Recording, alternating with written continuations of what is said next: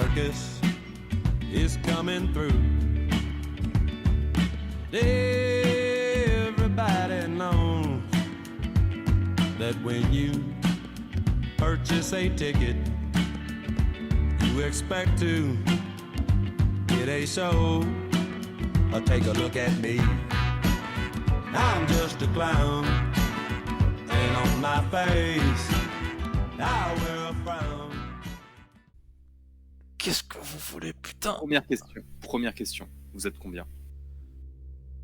2. Très bien. Deuxième question. Où est la mallette noire? Vous avez volé un truc à quelqu'un, il veut le récupérer. Tu sais très bien, tu savais qui venait. Donc tu sais très bien où est la mallette en question. Une mallette? Mais putain, on s'occupe pas de mallette, nous, on fait du...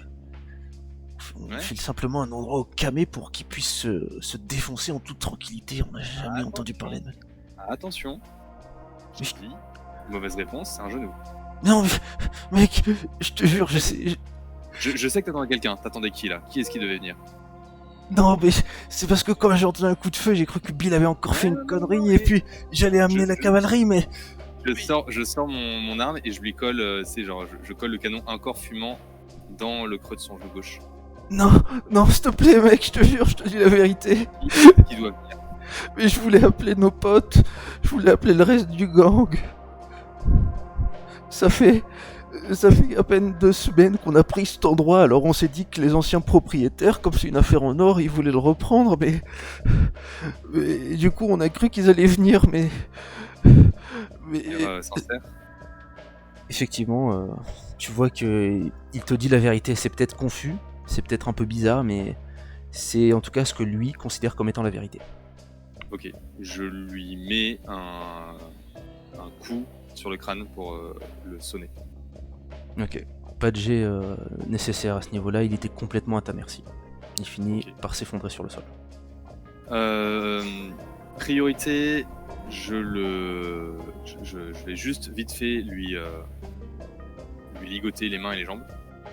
Je sais pas, je récupère un truc, du t-shirt, un bout de plastique qui traîne, machin. Tu peux effectivement trouver des vêtements usagés. Je fais ça vite parce que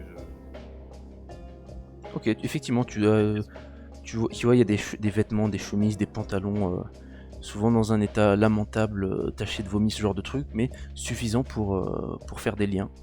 Ok, il y a un bout de chemise qui traîne. Est-ce que je peux trouver un bout de bois, un truc un peu comme ça, genre un bout de bois, oui. un bout de plastoc?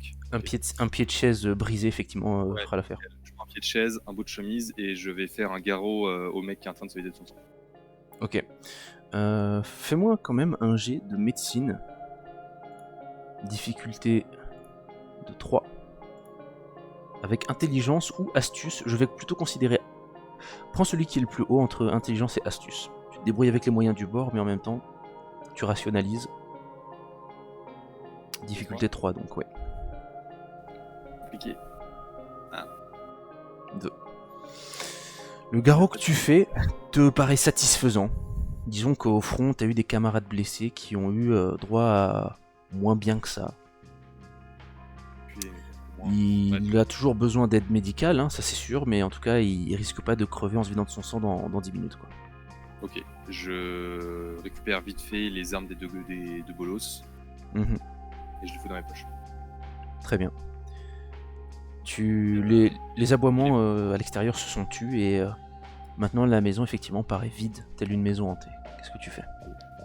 J'essaie de me dépêcher un petit peu, je descends, enfin je cherche par où il est monté le mec tout à l'heure. Où est l'escalier vers la cave? Tu parcours un petit peu l'immeuble du regard, tu as fouillé un peu et tu vois finalement qu'il y a une porte qui a l'air un peu plus solide que les autres et qui mène sur un escalier qui descend effectivement. En allumant la lumière, tu vois que les mecs se sont emménagés une espèce de salle de repos en tout cas pour jouer aux cartes, pour se détendre pendant qu'ils surveillent la planque. Un poil plus propre peut-être que ce qu'il y a en haut. Légèrement plus propre, mais ça reste quand même pas non plus quelque chose de génial. Je fouille vite fait, est-ce qu'il y a une mallette? Est-ce que je vois quelque chose qui peut ressembler à une mallette ou quelque chose qui semble... ou un coffre qui traîne, tu vois, genre un coffre ou une... Derrière des piles de cartons et de meubles complètement défoncés qu'ils ont poussés contre les murs, tu commences à regarder parmi tout ce tas de foutras, de trucs de merdier. Et effectivement, il y a un objet rectangulaire noir. Tu essayes de le tirer de dessous les décombres, ça coince un peu, mais tu finis par y arriver. Et bingo, ça ressemble exactement à ce qu'on t'avait dit. Une mallette noire avec un cadenas. Ok. Je la secoue, il y a quelque chose à l'intérieur. Tu te dis que l'objet est étonnamment lourd. Ouais. Et quand tu le secoues, ça bouge pas tant que ça. Ok. Bon. Et bah, job done, hein. Je garde le flingue à la main pour l'instant, la tête dans la main gauche, et je remonte. Tu remontes au niveau du rez-de-chaussée. Tu te diriges, j'imagine, vers la sortie. Si j'ai pas l'impression que je suis surveillé à ce moment-là, je prends juste le temps de fouiller vite fait les poches des mecs pour voir s'ils ont un peu de thunes qui traînent. Fais-moi un test de vigilance à difficulté 3, s'il te plaît. Sang-froid, vigilance, difficulté 3.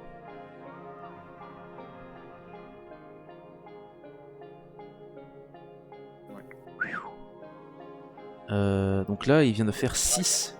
Une nouvelle réussite critique.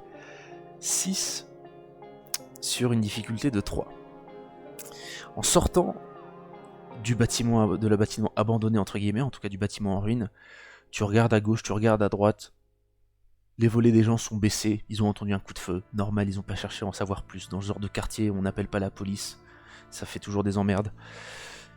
Et effectivement, à part les quelques camés qui traînent dans le bâtiment, qui t'ont pas vu parce qu'ils étaient tellement défoncés ou endormis, tu es certain d'avoir fait les choses bien et de manière discrète. Ok, et bah juste avant de partir, dans ce cas, si j'estime qu'il n'y a pas de danger, je vais fouiller les poches des mecs pour voir s'ils ont pas un tout petit peu de monnaie. Tu trouves sur eux, un peu moins de 8 $. Ok, j'imagine qu'il y a quand même peut-être un peu une flaque de sang qui commence à s'étendre sous le... Tout à fait, effectivement, elle a trempé sa jambe et elle commence à s'étendre sur le parterre Ouais. sale. Et bah bon, écoute, hein, voyons mon problème, juste son pote avec mon rasoir, je vais couper ses liens. Ok. Il devrait pas trop tarder à prendre connaissance, je pense. Très bien. J'accepte, Et, tu dénoues ses liens et il est encore dans les vapes. Je dénousse ses liens et bah voilà, je quitte le bâtiment. Et pendant que je marche, la seule chose que je fais, c'est je récupère les chargeurs des armes que j'ai prises au gars. Mhm. Je pense que c'est du même calibre. Et comme je sais, enfin, genre, je démonte, j'enlève la culasse des flingues et je les balance dans une poubelle. Ça marche, pas de souci, tu fais ça. Aucun problème à trouver une poubelle à proximité. Là, on va aller voir Blues maintenant. Je regarde la montre, combien de temps j'ai perdu avec tout ça? En tout, ça t'a pris, même le temps de marcher, d'arriver là et de faire le truc, ça t'a pris 20 minutes. Il est 9h à peu près écart. Ouais, bon, j'ai déjà eu plus de retard que ça. Bon, pas mal, hein. Finalement, j'ai pas trop perdu la main. Tu retournes donc voir Blues en prenant le chemin inverse et tu as la surprise de le voir arriver en fait dans ta direction. Le mec te fait « Putain, j'ai entendu un coup de feu, j'ai fait le tour du pâté de maison, ça va ?» C'est à moi qui l'ai pris. Ça devrait aller. Et t'as ce qu'il faut? Je lui tends la mallette, ça ressemble à ça. Ouais, ça doit être ça, ouais. Ouais, vas-y, viens, allez, grimpe, putain, vite, faut pas traîner. Ouais, je garde la mallette, tu sais, à l'avant, je la mets derrière mes mollets, sur mes jambes. Le siège, ils sont un peu planqués. Pas de soucis. Le chauffeur Blues a l'air un peu moins relax que tout à l'heure quand même.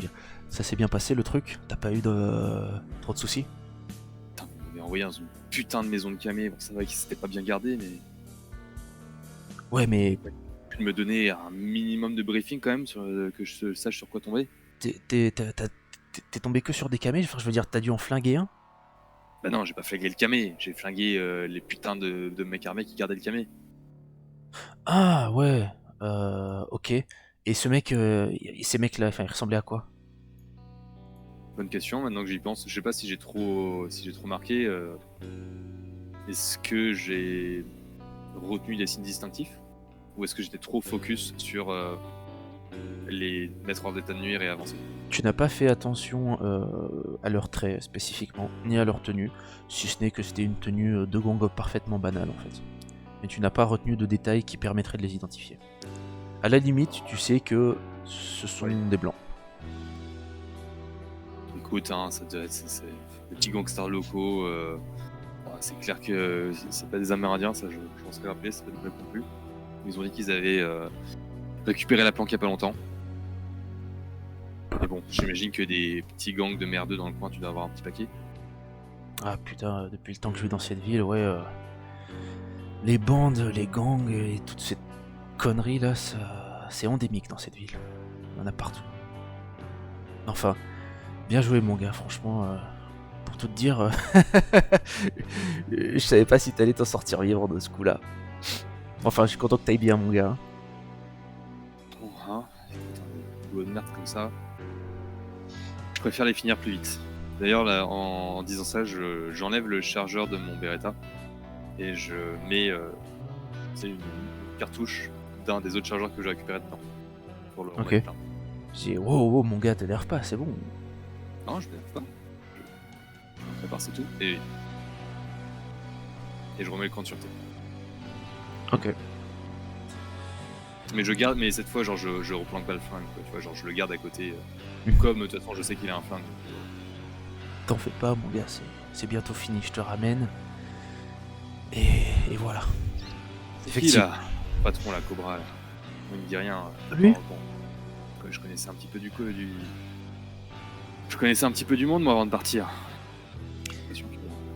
Ah, Cobra, disons que ça fait un certain temps quand même qu'il traîne dans le secteur. Bon, c'est vrai que il s'est fait discret et il a réussi à faire son petit trou, mais c'est pas le genre de gabarit que toi t'aurais pu croiser à ton époque.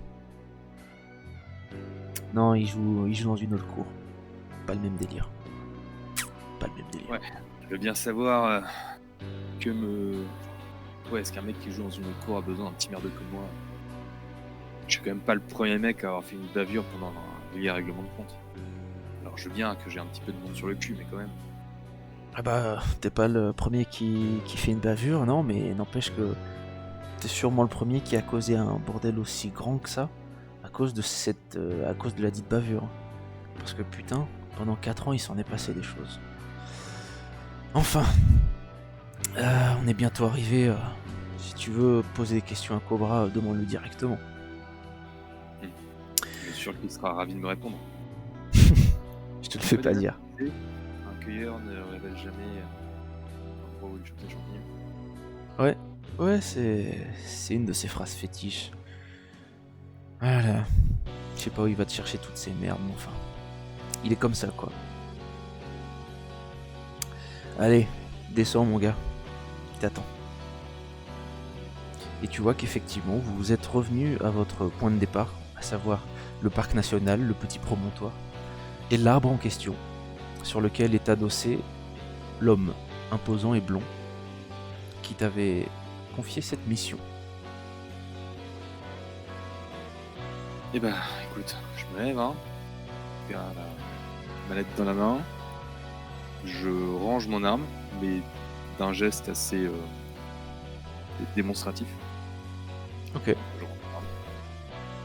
Son expression dans la pénombre de la nuit est indiscernable. En tout cas, il n'a pas l'air d'avoir bougé en te voyant faire ça. Et, voilà. Et il t'interpelle. Alors c'est bon, tu l'as. C'est toi qui vas me dire si je l'ai. Tu l'as pas ouverte? T'étais pas curieux? Curieux de quoi? Bah, je sais Ouais, pas. Je suis curieux de savoir si tu veux me laisser en paix derrière. Passe-moi ça d'abord. On va vérifier la cam et ensuite on tiendra les engagements. Dans la mallette. Tu vois qu'il la prend, il la soupèse un peu comme ça. À ton avis, la mallette en soi est mastoc, y a quoi à l'intérieur? Enfin, je veux dire, ça pèse un peu, mais on voit que l'objet est déjà assez... C'est de la belle ouvrage, quoi. Ça pèse son poids, donc... Il doit pas y avoir tant que ça dedans. À ton avis, y a quoi? Pas? du fric, de la drogue. Très clairement, Nah. il n'y a pas grand chose à foutre. Bon. Si ça t'intéresse si peu que ça, effectivement, ça vaut pas le coup de s'y attarder. Je veux savoir si ce qu'il y a dedans, c'est bien ce qui t'intéresse. Eh bien, écoute, je peux pas vérifier ça maintenant, mais t'as fait ce que je t'avais demandé. T'es allé là-bas, t'as récupéré l'objet que je t'avais demandé. Comment ça, tu peux Et pas tu- vérifier ça maintenant? Tu n'avais pas le code? J'ai dit que donc tu avais fait ce que je t'avais demandé. Et c'est promis, plus jamais je t'emmerderai avec cette histoire d'identité. Et il te tend la main. C'était promis. C'est promis. Je tends la main. Je m'attends à me faire un peu écraser la poigne, mais bon, après tout. Si ça peut t'éviter de te faire... qu'il te fasse chanter encore, ça vaut le coup. Il te prend une poignée de main franche, très franche, trop franche, et d'un coup sec sans que tu puisses te débattre, il te ramène vers lui, et il te penche la tête sur le côté, et tu sais pas ce qu'il J'essaie de lui mettre un coup de boule. sa force est vraiment... Sa force et sa rapidité sont pratiquement surnaturelles. Tu as même pas le temps de cligner des yeux que tu es déjà sous son emprise. Il a la mâchoire collée sur ta jugulaire et putain, tu sens qu'il te pince, l'enculé. Il te pince, il te fait mal. Choper mon gun avec la main gauche derrière. Tu vois que il a d'une autre main, il arrive à t'attraper par les reins, de te choper par derrière les reins et à t'écraser contre son énorme carcasse imposante. Il fait foudou mon gars, ça a duré qu'un instant. Et il te comprime tellement fort que oh putain, tu sens une partie de tes côtes, de ta colonne vertébrale craquer. Tu sens tes bras rentrer à l'intérieur de tes flancs. Mordre autour. Tu es littéralement écrasé et paralysé par la douleur. Et tu te sens comprimé vraiment comme si tu étais sous pression. L'entièreté de ton corps est soumise à une force telle qu'elle te rend tous les mouvements complètement impossibles. Et tout d'un coup, cette étreinte, elle est toujours aussi forte, mais tu sens quelque chose d'autre, quelque chose qui vient, ou plutôt quelque chose qui quitte ton corps. Tu sens comme une espèce d'onde de froid qui part de tes extrémités et remonte le long de tes membres. Tu sens quelque chose... Tout ça pour finir buté par un putain de cannibale. Quelque chose qui s'échappe de toi, quelque chose qui quitte ton corps, qui te laisse une terrible sensation de froid qui devient aussi prégnante que la pression qui t'écrase. Tu te sens vaciller, tu repenses effectivement à ce que tu as fait, à ta vie, à tes erreurs de jeunesse, aux erreurs que tu as faites, que tu as commis en étant moins jeune. Tu repenses à ces putains de journées de merde. Et quelque chose, alors que tu allais sombrer dans l'inconscience, te maintient éveillé. Une petite étincelle de conscience reste allumée dans ton esprit, car tu sens quelque chose qui s'enfonce dans ta bouche. Une main forte, une main poilue, qui vient attraper pratiquement ta langue et qui laisse se déverser à l'intérieur de ta gorge un liquide moite, un liquide chaud, épais, gluant, visqueux, qui manque de t'étouffer, mais ah putain, la pression est trop forte et ça finit quand même par pénétrer à l'intérieur de ton œsophage. Ça coule à l'intérieur de toi, c'est parfaitement immonde, mais ça commence à chasser le froid, ça part de l'intérieur de tes entrailles et ça s'étend comme une mare de sang qui viendrait chasser les ténèbres, la froideur, et qui redonnerait à ton corps la chaleur nécessaire à sa survie. L'étreinte se dessert petit à petit. Tu reprends conscience, tu es submergé par une vague, comme je disais, de chaleur, de bien-être après cette douleur extrêmement intense, aussi bien physique, extérieure et donc que profonde, intérieure. Et alors que ses bras finissent par complètement te relâcher et te rendre libre de tes mouvements. Tu te sens bien, tu te sens libéré mais différent. Il s'essuie la bouche avec un rictus. Il te dit: alors bébé, comment tu te sens?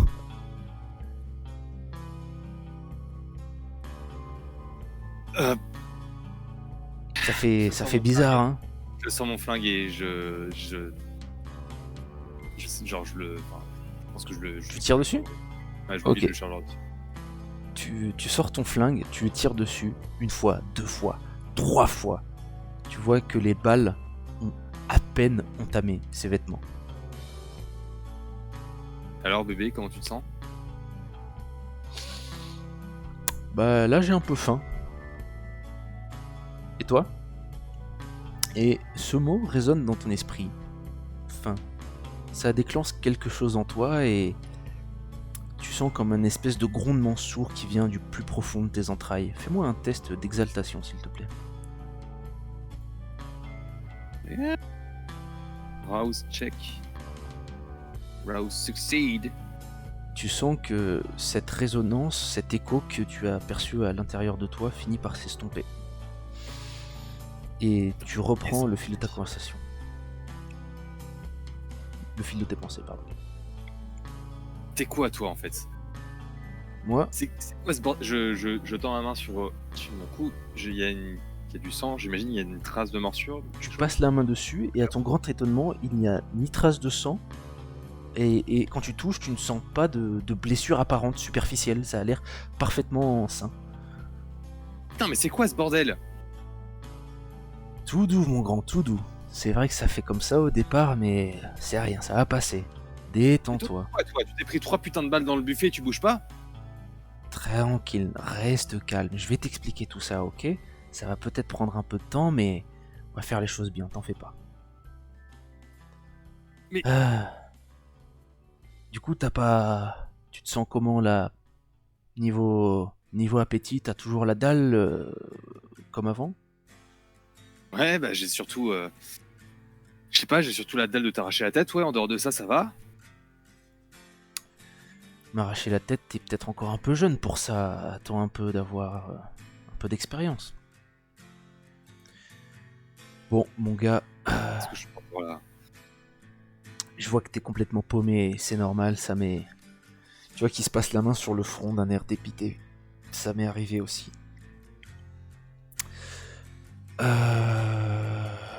Quelle heure il se fait, Blues? Tu vois qu'il regarde et... Bizarrement, le temps est passé assez lentement. Il est presque 10h. 10h, boss. 10h, bon.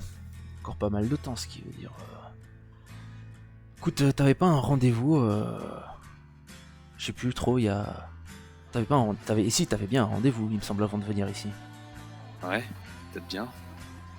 Je vais ça Écoute, répondre. fais comme si rien ne s'était passé. Enfin, tu peux faire comme si tu m'avais rendu un service, mais laisse le reste de côté pour l'instant et file à ton encart,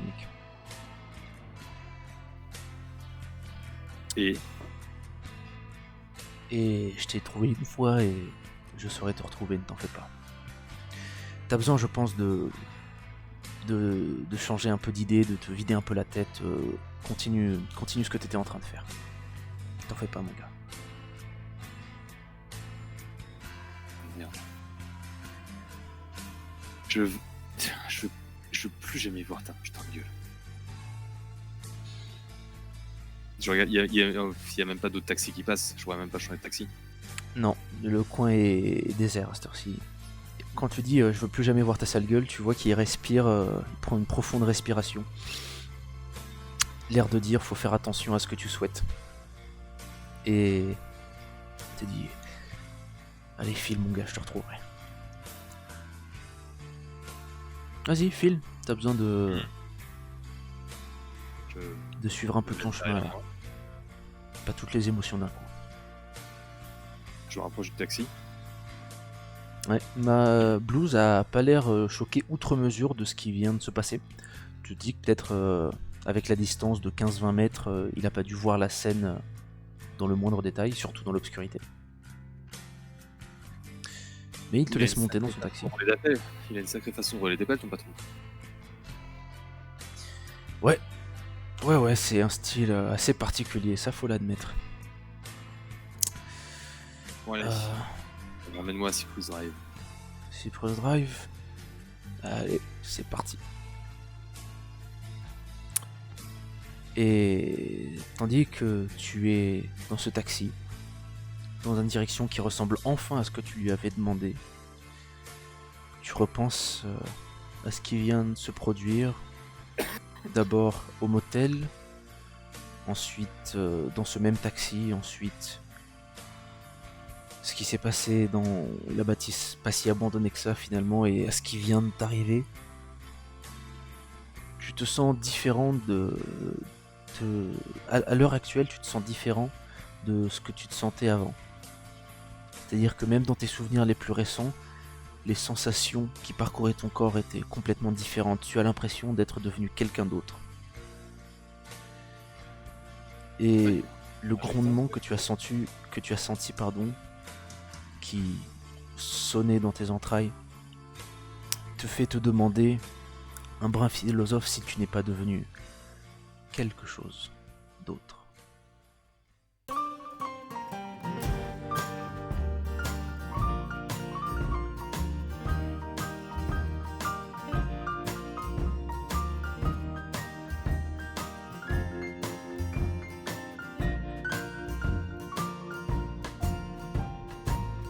Life's a casino, I'm telling